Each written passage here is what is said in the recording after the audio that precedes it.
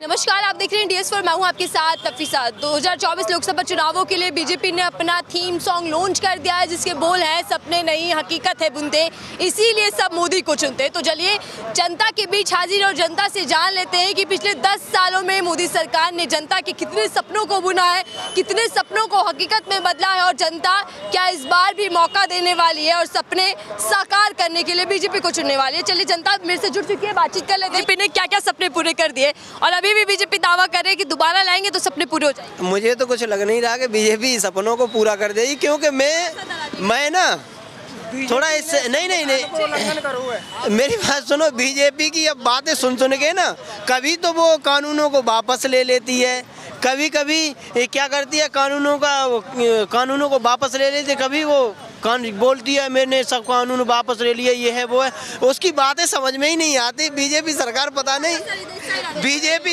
पता नहीं कैसी सरकार है। अभी ये क्या ना 60,000 भर्ती निकाल दी, ठीक है, ये इलेक्शन का टाइम आ गया, 60,000 भर्ती निकाल ली। युवा और ये बुजुर्ग है ना, ये सब उनमें लालच में आके बीजेपी को चुन लेंगे, और विपक्ष में कोई नेता दिख नहीं रहा है, ठीक है। तो मुझे तो काम अच्छे नहीं लग रहे, अब नहीं लग रहे। बीच में तो मुझे लगा कि कुछ करेगी बीजेपी सरकार, अभी बीच में लगा कि कुछ करेगी, मगर फिर उसने गलत काम करना शुरू कर दिए। नहीं खिलाफ हो गए ना यार, खिलाफ वाले काम किए। हाँ, मतलब उम्मीदें थी कि अच्छे काम होंगे, लेकिन हो नहीं पाए। नहीं, क्या बीजेपी को वोट दिया था? बीजेपी को वोट दिया था कि नहीं? भाई देखो, पहले किसे गया किसे नहीं गया, मैं वोट से मैं देखो सामाजिक आदमी हूँ, समाजवादी हूँ, समाज के हित की बात करता हूँ, ठीक है। मुझे बीजेपी के काम अब गलत लग रहे हैं। हाँ, और ये कह रहा था भैया ये किया है, मुझे एक काम गिना दे बीजेपी का। हाँ, बहुत कुछ बता रहे थे कि 10 सालों में सपने पूरे हो गए, बताइएगा थोड़ा इनको भी। रिपीट करना बात वही क्या बात है। इनको तो जो अभी कहे ना, अभी आपने एक प्रश्न इनसे किया कि मैं समाजवादी हूँ, आपने कहा बीच में अच्छे लग रहे थे, लेकिन ये समाजवादी हैं।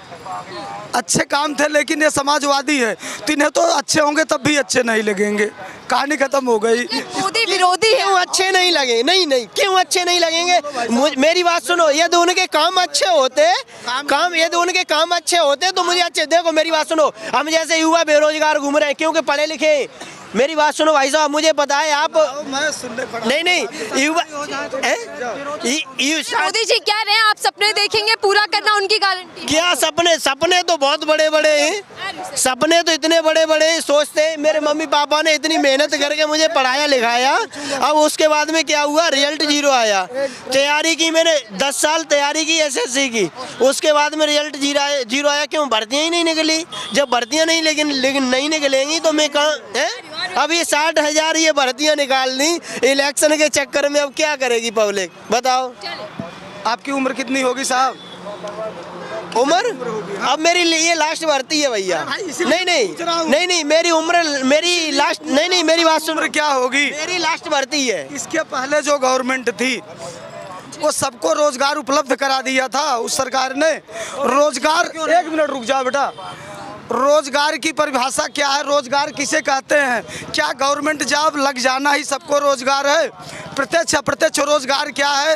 रोजगार मिलता कैसे है? इसे कैसे आप परिभाषित करते हैं, ये बताओ। मेरी तरफ करो। देखो मैं आपको बता दे रहा हूँ, आज से 15 साल पहले, मैं आज से 10 साल पहले की बात बता रहा हूँ, इतनी बेरोजगारी नहीं थी। क्योंकि मैं ये प्राइवेट सेक्टर में यहाँ पे नोएडा में, मुझे 4 से 5 सालें तो हो ही गई। जब मैं आया था जिस टाइम यहाँ पे, तो क्या बोलते हैं, वो नोटबंदी वाला वो दौर था, ठीक है।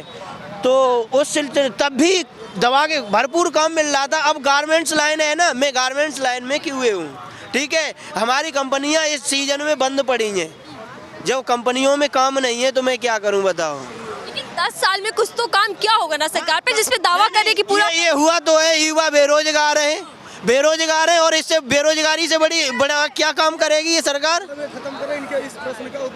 हाँ, रोजगारी बढ़ गई, महंगाई बढ़ गई, फिर भी कह रहे हैं कि सपने पूरे। मैं बता रहा हूँ, अभी विकास की बात कर रहे हैं, रोजगार की बात कर रहे हैं। किसी देश का जो है विकास किन मापदंडों पे नापा जाता है?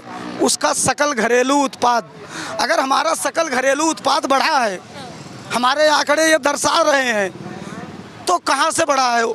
उद्योगों से बढ़ा होगा, उत्पादन से ही तो बढ़ा। अगर उत्पादन हो रहा है तो इनको रोजगार क्यों नहीं मिल रहा है? इसका मतलब आप अपनी काबिलियत ढूंढो। एक मिनट चुप रहो। ये राम मंदिर का सपना देखा था, पूरा कर दिया, आप कह रहे पूरे नहीं हुए। देखो एक बात बताएं, राम मंदिर का सपना देखा था तो राम मंदिर का सपना पूरा कर दिया तो कोई बड़ी बात नहीं है। क्यों भाई, सरकार है, उम्मीद लगी थी हम लोगों को भैया राम मंदिर बनवा देगा। नहीं नहीं नहीं नहीं नहीं खुश होने वाली बात नहीं है। हमें उम्मीद थी कि भैया ये कर देंगे, कश्मीर की वो धारा लगी है उसे हटा देंगे, वो अच्छी बात है, अच्छे प्रधानमंत्री हैं। हमारा कहने का मतलब ये है कि भाई जो बेरोजगारी है उसे खत्म करें, ठीक है। जो युवा बेरोजगार घूम रहे हैं ना, उन्हें क्या नाम, उन बेरोजगार युवाओं को रोजगार देने का काम करे बीजेपी सरकार तो हमारे लिए अच्छी है, ठीक है। यदि रोजगार नहीं देगी तो हमारे लिए बिल्कुल अच्छी नहीं है, मैं दिल से कह रहा हूँ भाई। और ये भाई साहब को, ये तो वेंडर हैं, ठेकेदार हैं, मुझे पता है।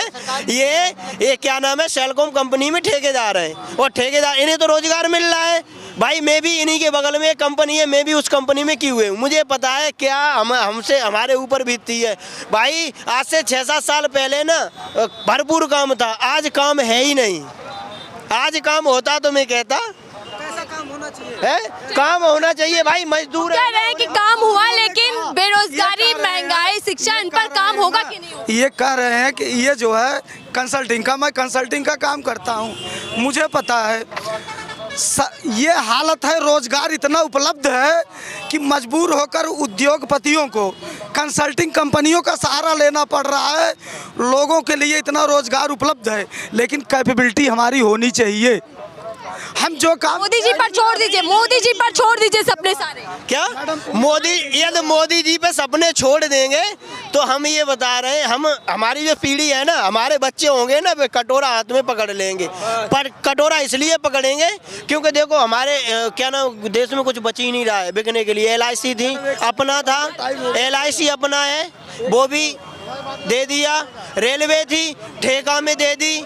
बताओ भर्तियां कहाँ से निकलेंगी? हमारी मान लो आर्मी है ना, पूर्ण सैनिक वाला आर्मी है, आर्मी को 4 साल का कर दिया, ठीक है। अब चले जाओ SSC क्या ना, वो तो सारी उसी में आ जाती है। पुलिस है, पुलिस में भी ऐसा ही सिस्टम होने लगा। कैसा?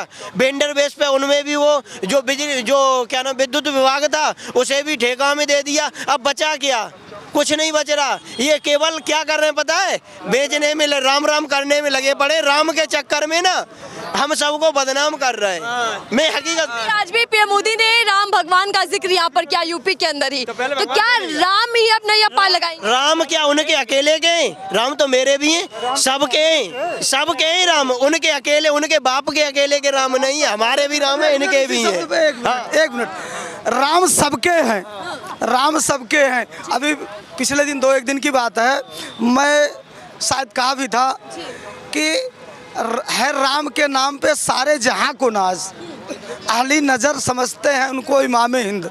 हिंदू हो या मुसलमान, किसी इस्लामिक विद्वान का कहना है कि राम जो है एक आदर्श है, आदर्शों में उच्च आदर्श है, सामान्य नहीं।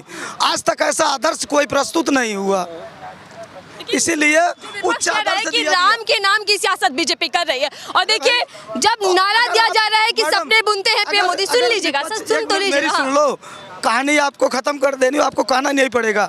अगर उस राम के नाम से एलर्जी नहीं होती इनको, तो जनता जो है इतना महत्व देती ही नहीं अलग से इनको विपक्ष में जाने के। राम के अलावा बीजेपी के पास कोई और बड़ा मुद्दा है या नहीं? भाई देखो, राम के अलावा बीजेपी के पास कोई मुद्दा नहीं है।